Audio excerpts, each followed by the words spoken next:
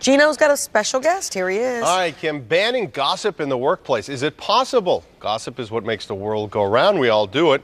And the place where you work is generally the epicenter of gossip. The new book, The No Gossip Zone, a no-nonsense guide to a healthy, high-performing work environment, teaches employers and employees the power of authentic communication in a business setting. Joining us this morning is the author of the book, Sam Chapman. Sam, we appreciate you coming in this morning. Now, your research shows a staggering amount of time wasted at the workplace gossiping. That's right, 65 hours per employee per year. And gossip ranks as the #1 pet peeve among all employees in America. Now, it can be dangerous, too, if you're involved in this, because who you're talking about, what you're saying, it can be overheard and can lead to all kinds of issues. It sure can. And at work, when someone's gossiping about you, that person really gets stuck.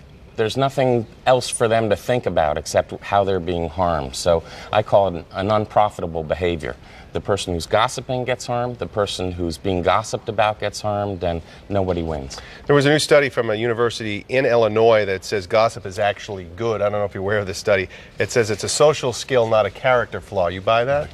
Well, I've heard that argument. Some people call it a social lubricant, to which I say, so are dropping F-bombs and having a few belts after work, but you don't do it in the workplace. And I don't think that gossip belongs at work. And I'm not talking about Britney Spears or Elliot Spitzer. I'm talking about the gossip between colleagues or at our firm about our clients. People you actually work with or do business with. Right. So refrain from doing it at work.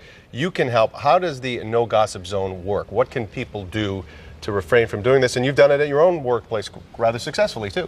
Well, that's right. At our workplace, we've created a community agreement where if somebody gossips, then we tell. We call it gossip, and we invite you to go tell the person what you said, and we're going to follow up and make sure that you do. But the best place to start is with yourself. So define gossip as something negative, set outside of the presence of its subject, and notice how often you do it. And if you find you're a bad gossip and you start being able to stop your own gossip, then you can start leading others in that direction. So it begins with you, and you have to take those first steps as an individual. I believe so. Set the example. Yeah. I think we're all bad gossips at first. It's not like cursing or blaspheming where our parents taught us not to do it. Sometimes they were the worst examples of gossip. You talk about authentic communication. I know that's part of it, but be a little bit more specific.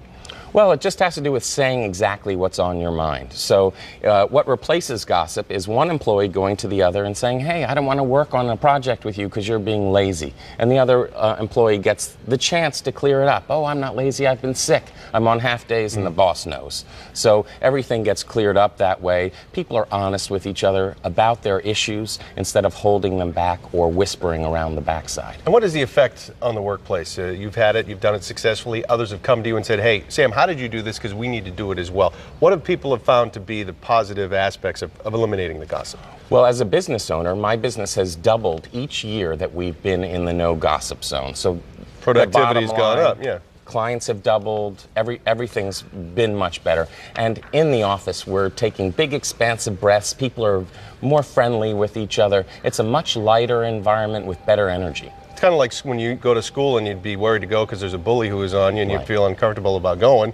Same thing can happen at the workplace. Exactly. A verbal bully is the same as a physical bully to a lot of people. And when your job is being threatened, it's very serious because it means paying tuition and the mortgage and the things that matter most. In the book, you also talk about what to do if you feel sexually attracted to someone in the workplace, which also can be a huge distraction and a very big problem and disastrous if you don't avoid it. You're right. And it happens all the time. Yeah. In particular, men have sexual thoughts quite often. I just had one. And what you can do is welcome those thoughts instead of fighting them back, okay? Don't share them with a colleague. Don't bother your colleague. Own your own thoughts and have a little woo-hoo and a shoulder shimmy inside your mind. Enjoy the sexual feeling in your body and the emotion, and then don't visit it on your colleagues. Right. Keep it to yourself. All right. Well, there's a lot of good advice in the book, and I understand it's doing very well, so congratulations on that. The No Gossip Zone. We appreciate it. Sam Chapman, thanks for stopping by. Thanks for having me. Okay, Kim, to you.